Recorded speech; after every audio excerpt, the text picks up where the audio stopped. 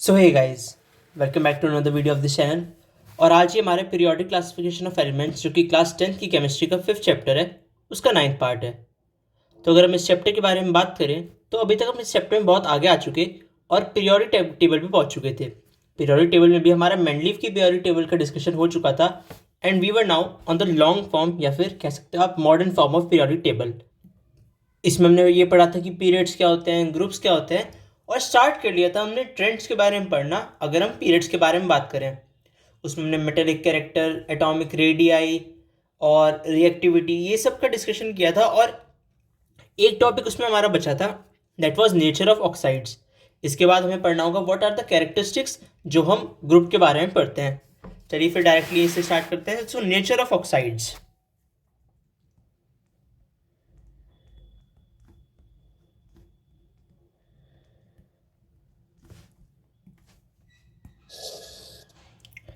अगर आप ऑक्साइड्स के बारे में बात करो और लेफ्ट टू राइट अगर हम पीरियड में जाते हैं तो जो कंक्लूजन है वो बता दूं पहले कि लेफ्ट टू राइट जाते हुए जो ऑक्साइड्स की बेसिक नेचर होती है, बेसिक नेचर ऑफ ऑक्साइड वो धीरे धीरे कम होती रहती है। वही जो आपकी एसिडिक नेचर होती है ऑक्साइड्स की,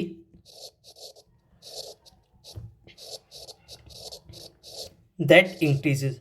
अगर हम किसी पीरियड का एग्जांपल लें तो हम एक एग्जांपल लेते हैं सोडियम वाले पीरियड का। सो इस पीरियड में आपके जो एलिमेंट्स हैं they are sodium, magnesium, aluminium, silicon, phosphorus, sulphur. ठीक है, ये आपके सारे एलिमेंट्स हैं अगर आप इस ग्रुप के बारे में बात करो। और फिर क्लोरीन भी होता है। तो इसमें कुछ आपके एलिमेंट्स हैं जैसे सोडियम, मैग्नीशियम, कुछ आपका एलिमेंट्स हैं जैसे सल्फर, क्लोरीन, कुछ आपके एलिमेंट्स हैं जैसे एल्यूमिनियम, सिलिकॉन। अब अगर आप ऑक्साइड्स के बारे में बात करो तो जो सोडियम और मैग्नीशियम के ऑक्साइड्स होते हैं दे आर हाईली बेसिक। जो आपके क्लोरीन के मेजरली ऑक्साइड्स होते हैं दे आर हाईली एसिडिक। और जो आपके एल्यूमिनियम और सिलिकॉन के ऑक्साइड्स होते हैं उनकी नेचर की अगर हम बात करें तो they are amphoteric in nature, यानी कि both acidic and basic character थोड़ा होता है इनमें, तो एम्फोटेरिक ऑक्साइड्स बनाते हैं ये। तो अब क्योंकि लेफ्ट में हाईली बेसिक है और राइट में हाईली एसिडिक, यानी कि हमारा बेसिक नेचर तो डिक्रीज होती जा रही है while going from left to right, और एसिडिक नेचर बढ़ती जा रही है। ठीक है, तो सोडियम ऑक्साइड है highly basic in nature, magnesium oxide थोड़ा कम बेसिक, एल्यूमिनियम और सिलिकॉन होंगे हमारे एम्फोटेरिक ऑक्साइड्स। फिर जो फॉस्फोरस का ऑक्साइड होगा ये थोड़ा एसिडिक होगा, सल्फर का उससे ज़्यादा, और क्लोरीन का इनमें सबसे ज़्यादा होगा। ठीक है, तो ऐसी कैरेक्टरिस्टिक्स शो करता है हमारा पीरियड्स। अब हमारी बात आती है कैरेक्टरिस्टिक्स ऑफ ग्रुप्स। ग्रुप की कैरेक्टरिस्टिक्स कह लो या फिर आप कैरेक्टरिस्टिक वो ट्रेंड्स कह लो कि ग्रुप में क्या ट्रेंड्स देखने को मिलते हैं। चलिए फिर स्टार्ट करते हैं कैरेक्टरिस्टिक्स इन ग्रुप्स।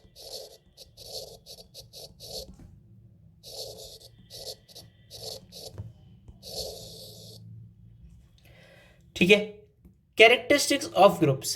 पहला जैसे हमने पीरियड्स में पढ़ी थी सिमिलरली वैसे पढ़ेंगे, वैलेंस इलेक्ट्रॉन्स। अगर हम ग्रुप के बारे में बात करें तो एक ग्रुप के हर एलिमेंट्स के जो वैलेंस इलेक्ट्रॉन होते हैं वो सिमिलर होते हैं। ठीक है, सेम वैलेंस इलेक्ट्रॉन। एग्जांपल के लिए अगर मैं दिखाऊं, ये हमारी modern form of periodic table है।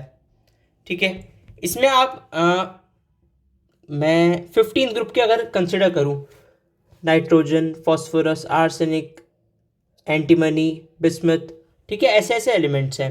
क्या सबसे सिंपल अगर हम फर्स्ट ग्रुप का ले, hydrogen, lithium, sodium, potassium, rubidium, caesium, francium, इन सब में जो आपका इलेक्ट्रॉन आ रहा है in the outermost shell of atom वो कितने आ रहे हैं? सोडियम इज 281, ठीक है, पोटेशियम इज 2881, रुबिडियम ऐसे ही ऐसे कर करके 28881, 28881, ऐसे ऐसे कर करके आते रहेंगे। तो जो वैलेंस इलेक्ट्रॉन है वो सेम ही रहता है आपका while going from top to down in a group. ठीक है, इसमें लेफ्ट टू राइट नहीं, इसमें हम टॉप टू बॉटम आएंगे।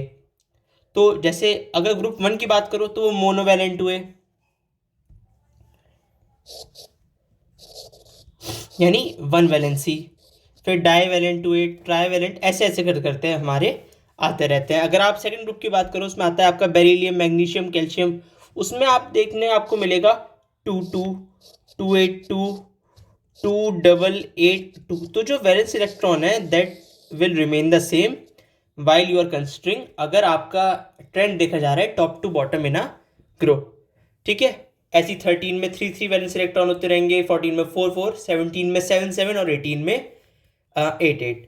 ठीक है, अब आप अगर बात करो वैलेंसी की,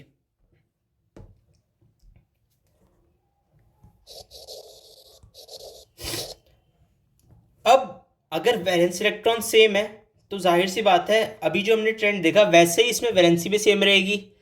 तो valency of group first element की क्या होगी? 1। ठीक है, क्योंकि उसे एक ही एलिमेंट लूज करना है टू अचीव इट्स ऑक्टेट। और 17 की बात करो उसकी भी 1, क्योंकि आप 8 -1 करोगे ना। 16 की बात करो तो उसे 2 और चाहिए तो इसलिए 2। 14 की बात करो तो 4। तो इन सभी एलिमेंट्स में टॉप टू बॉटम एक ही ट्रेंड देखा जाता है, तो valency is also the same अगर आप बात कर रहे हो that you are going from top to bottom in a group. ठीक है, नेक्स्ट आपका आता है साइज ऑफ एटम्स।